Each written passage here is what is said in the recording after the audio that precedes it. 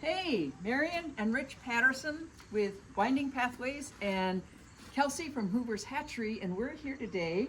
Isn't that a beautiful egg? Oh my gosh, is this one of the pullets, Rich? No. Okay, but just a beautiful egg. We're here to talk about water and waterers and why they're important and how we take care of them. We know we need water in the world, and I think the earth is about 75% water, the whole earth here. But tell us a little bit about water and the chickens. Well, first off, chickens are living things, and like every living thing, they need water. But consider a hen. That egg is 76% water. Kind of like the earth is about 75-76% water. A hen that's laying an egg just about every day has to replace that water, plus she needs the water for respiration. And in the summertime, when it's hot, chickens can't sweat. What do they do? So they drink a lot of water, and on a hot night, they will be up on the roost and they'll pant.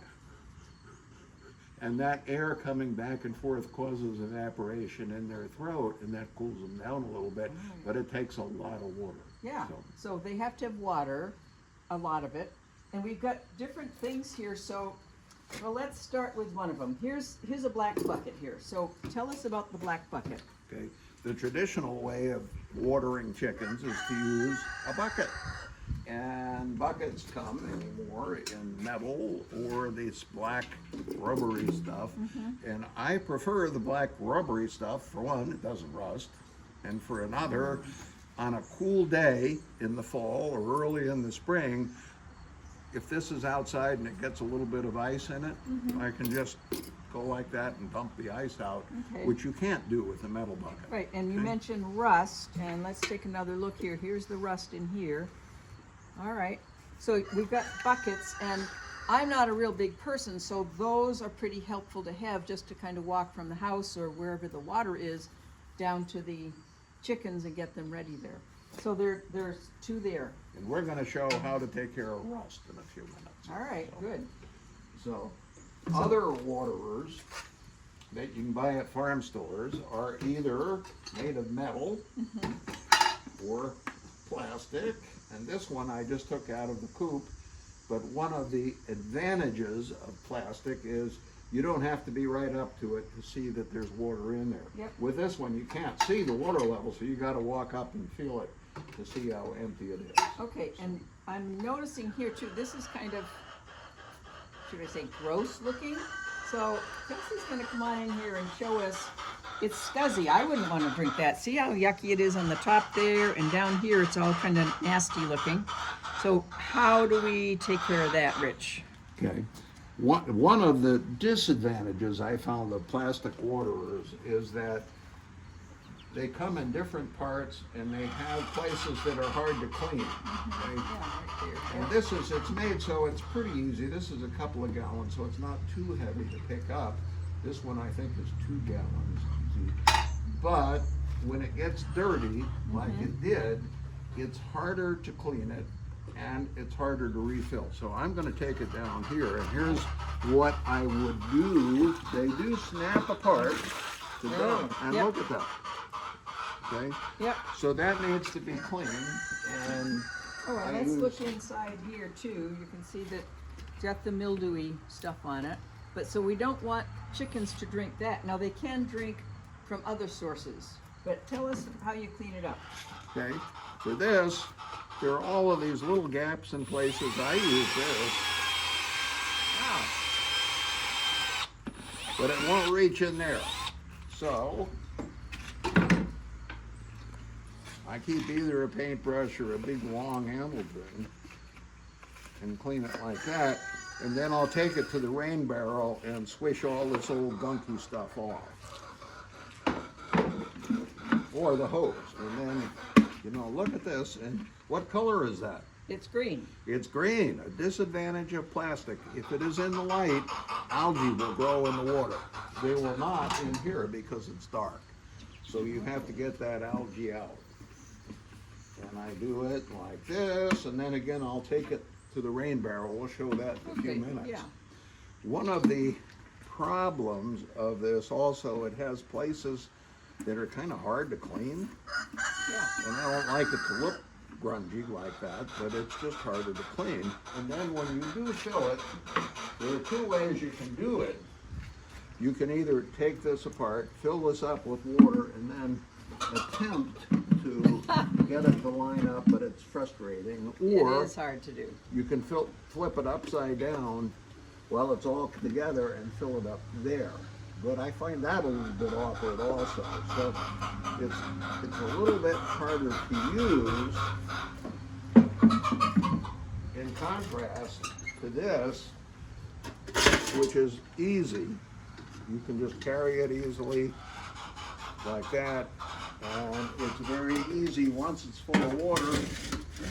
Very easy, and you just turn it so it catches, and then you can pick it up. Let's do that one again, because I didn't really see that very well. And I want people to know that you don't just put the top on it and lift it because it will fall apart. But you take a look right here, there's a little tiny stud, and then this little spot here. So put it on again real slowly if you would. So this part lines up with that little hole, stud. And then You turn it. turns the top, so now it's secure. All right, now I also notice that it's black in some spots and not black in other spots. What, can you explain more on Okay. that? The problem with these, after maybe a couple of years, they start to rust. And like here's a bucket, I've been using the water chickens and it's getting rusty. And if you leave it, it's gonna rust through. Right. And then it's There you go. really worthless. So what I do when that happens with these waterers, I just take some sandpaper and I sand the rust till I get down to bare metal. I'm not gonna do the whole one here because it would take a long time. Get it to bare metal, and then I take a foam brush. Do you have to clean it off first, like Yep. dust it off? You don't Dust want to it wash off. it off. Just dust it off, okay. Put on some rust-resistant paint take a primer, look. Primer first, okay. let it dry, and then put on the rust-resistant, and you get another couple of years out of a Great. metal Right here. bucket or water. So that's why this one is dark, because it's already has the treatment. Okay, so we have talked about rust and two kinds of waterers, but there are also other kind of waterers that we have over here. Some people have had very good success with these waterers that have little nipples in the bottom. And the beauty of these is you can fill it up and there's no surface to collect a lot of debris, but the chickens have to learn how to drink from there. And I have not, our chickens must be low IQ or something. They have not figured it out too well, but if you can get it to work, it's good. This one is a very special plastic feeder or waterer that I use when we're going traveling. Okay? It is heavy. You fill this thing up with water, it's 8 gallons, so it would be about 65, 70 pounds probably counting the plastic. That's too heavy to walk. But when we're leaving town, it has lots of water. I don't want my neighbors to have to be dealing with water very much. So I'll use this, and how I fill it, I take the top off, like so, get water in buckets. This is already in the coop, empty. Bring the buckets in, fill it up like this, and I've got 8 gallons that's gonna last quite a while. And it works because you have a little lid down here. While you're filling it up, you have it here.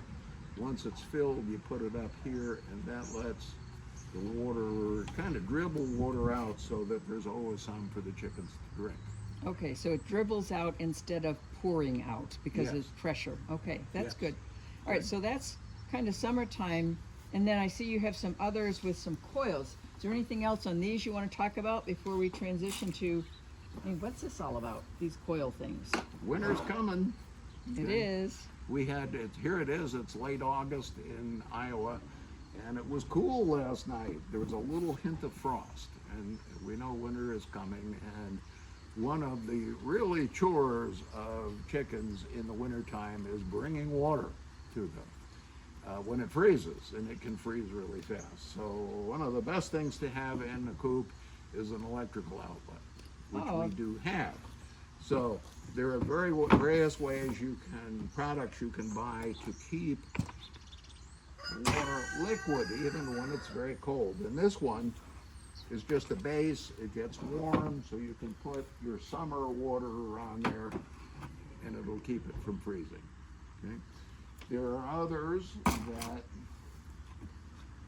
are independent of that. This is a bucket that plugs in, and it makes it easy to carry the water. Okay, but I notice it's a big wide open thing. Yep. Evaporation's not too much of a problem. How about getting messy? It'll evaporate and it will get debris in there. Okay, so that's a disadvantage, but the advantage is you've got the outlet. And it's easy to carry. Okay. And then just put in and plug in.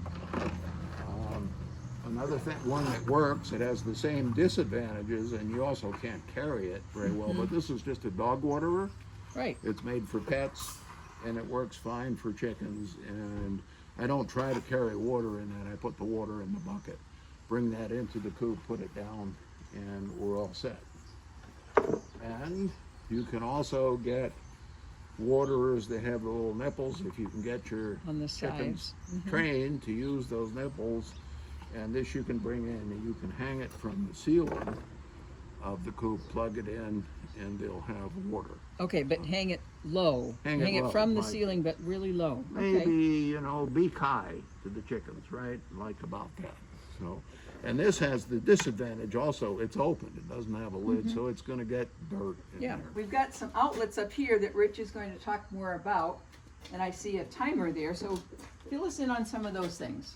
Electricity isn't too critical during the warm months, but it's sure nice to have in the wintertime. And when it gets cold, I can plug my waterer in there, run the wire down there to a stand where I put the waterer.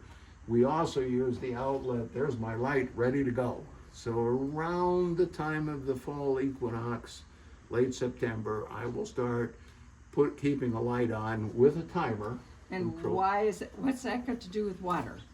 It has not a lot to do with water, but having an outlet there, a timer and a light, you can make sure the chickens have 15 hours of light every day. Yep. And that will keep their egg production up. Yes, because remember, chickens are keyed into the light of each day, and that as the light goes down in the northern hemisphere, then it's time for holidays, all kinds of holidays when we want to do extra baking. So you want the electricity so that egg production stays up in the wintertime. All right. Okay, so one other problem that we have resolved without spending lots and lots of money is having water close Yes. to the chickens. Okay, As and you can take a look, our house is what, 50 yards maybe? yeah, a little less than that, Okay. but it's still carrying water, 8 pounds a gallon. Carrying water gets tiresome and it gets heavy. Yep. So having water close by to clean, even when you're working in the garden, want to wash your hands or to fill up the waterers, a rain barrel is an ideal solution during the warm months. All right, well, let's take a look here at where the rain barrel is. So our rain barrel is just right outside the big door. Now here it is, the waterer, and everybody's got a roof, and everybody's got a gutter, and then Rich has a way that he funnels the water into the rain barrel. So tell us what you do from there, Rich. Okay. So I have a water source very close to my chickens, and I can come out here and I can use my brush, clean this. Well, I have a water supply. And then, still need to clean the inside here too. And you'd clean it out really, really well. I Yeah, try to, Yep. and once in a while I use a bleach solution on it. just a weak bleach solution, okay. So I'm getting rid of that algae, trying to get rid of a little of the dirt on the Yeah, top. and then now show us the inside. It's not perfect, but it's much better. It's much better. Yeah, much better. And then I'm gonna fill it up. Okay, that's really cool for summer warm months, but in the winter time we don't keep that rain barrel, because wouldn't the water freeze, it expands and cracks the rain barrel. So In the late fall, I take the rain barrels down, put them around in storage for the winter, bring them out about next March when it's starting to warm up again. So in the winter, the water comes from the house. yep, and you can see the house is way up there, quite a ways away. But this is good for probably 8 to 9 months of the year. And it takes our roof here, even a quarter of an inch of rain will fill both rain barrels. So we would not want to drink the water from here, but it's okay for chickens to drink water from the rain barrels? Yes, and we have a steel metal roof, so there's no chemicals leaching into it. Usually an asphalt shingle roof is okay. The only one, some roofs are copper and you might not want to use the water from them. Okay. But for here, we know it's good and clean. We've been using it for years. And here's some of the awkward thing. Now I can put that on and then I have to turn it upside down, and when I do that, the top gets dirty. Oh, it sure does. Kind of frustrating. So it's a little bit easier for me to use the metal one. And I'm ready to go. This one's not so heavy that it's hard to carry. I'm going to take it in here, and I'm going to put it back in the coop on a raised platform to keep good stuff out of it, the dirt and debris. So here it goes on a raised platform. So there's the raised platform, and the chickens can get right up there and drink the water, but it's not going to be tipped over onto the litter that they need to keep clean. Okay. Are there any other last minute thoughts about watering and waterers before we go to the tip of the month? Well, the one thing that is important is to use be redundant. Redundant. Redundant. What does Okay. redundant mean? Well, it's very possible you're at work, it's a hot day, the water runs dry, gets tipped over, the water runs out, and if you only have one waterer, you've got thirsty chickens. And if they're thirsty, the worst case, they could die, or they could stop producing eggs for a while. Yeah. So you want redundant, means more than one waterer. Okay, so we have one there, and is there one right I now have one in here? And then what do you do out here? In And the, I keep a couple of buckets full in the run. okay, so just right out there, you'll keep them underneath that ramada, so it's a little cooler, they can go under the. Yes. In the protection. summer, I put the water containers in the shade. In the winter, I bring them out, put the water containers in the sun. And there's a reason. And I use the black buckets with the sun. And sometimes I use plants like that water over there. It's summertime and it's in the shade of my pumpkin vines. It sure So is. It stays a little bit cooler. And I see you've also done some repairs on it so that the black paint shows up. That means you've got a couple of more years out of your Yes. waterers. That's pretty fabulous. Yeah. Well, that's some background on waterers, what they are, different types, and why they're important. And you can get to the stores. You can look on Hoover's Hatchery, YouTube's, also the blogs.